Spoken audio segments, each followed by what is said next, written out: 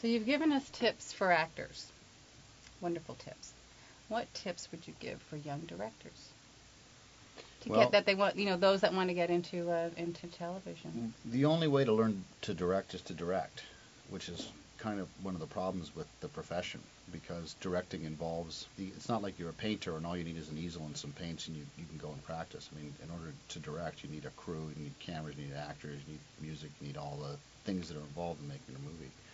But one of the great things that's going on today is the technological revolution that's happened in the last 10 years, where you can go and buy now an HD camera for a few $100, and you can, get your friends to act. I mean, you can really go and make a short film for next to no money now.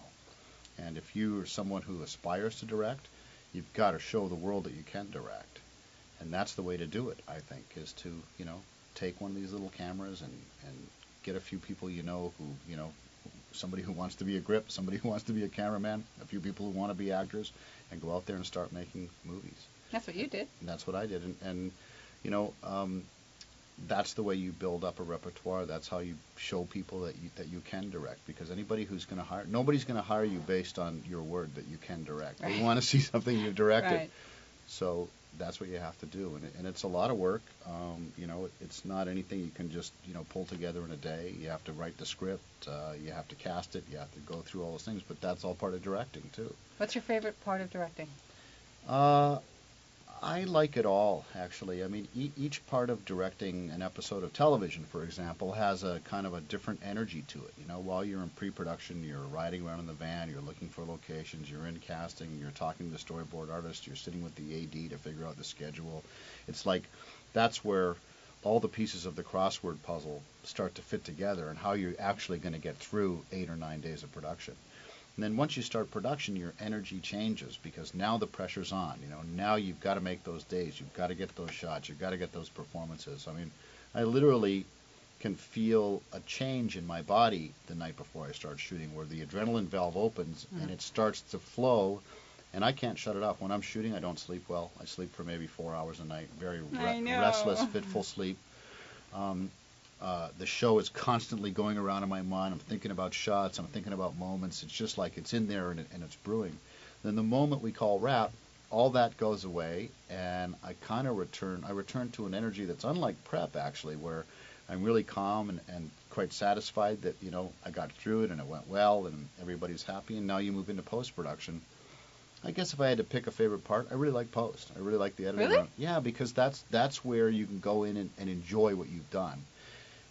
Early on, when I was a baby director, that was where I learned that you found out about all the mistakes you made. Because you get in the cutting room and you go, oh, I should have got that. Oh, I didn't get that. I needed that. And you really start to beat yourself up. You actually learn to direct in the cutting room. Because if you don't have what you need in the cutting room, you get it next time. Because you don't want to go through that again. You don't want to go through not being able to piece something together the proper way. So I kind of like it all, but post is sort of the most fun in a way. You're dealing with music at that point too, and really there's something very satisfying about it at that point. So it's very creative. And it's a collaboration with all the other people, the heads of those departments. You mean the whole production process? Mm-hmm. Yeah, I mean, one of the things I really like about directing and about filmmaking in general is that it is a process of collaboration. I really enjoy the interaction between everybody, myself and the department heads, myself and the actors, myself in the on the floor working with the cameramen to realize the piece. Being able to be with all those people and have those ideas, brewing and inviting everybody's input is very enjoyable to me. I like that. I think that the filmmaking process is a team sport. It's definitely a team sport, and it's something that really appeals to me on that level. Some actors, I get a lot of young actors in the business, and they're so afraid that they're never going to get seen and that they'll never have an opportunity for roles. Do you like seeing fresh, new faces? No, absolutely. Love seeing fresh, new faces. The great casting directors rarely bring in the same people twice. The great casting directors are always looking for fresh talent. They're out there beating the bushes and looking for new people, older actors who are maybe new to town, or younger actors who have just gotten out of school. I mean, I think that's one of the joys of being a casting director. And for me, it's one of the joys of working with a great casting director. You know, they're always bringing you fresh choices and really interesting and good choices. Well, thank you, darling. Thank you, darling. And thank you for watching.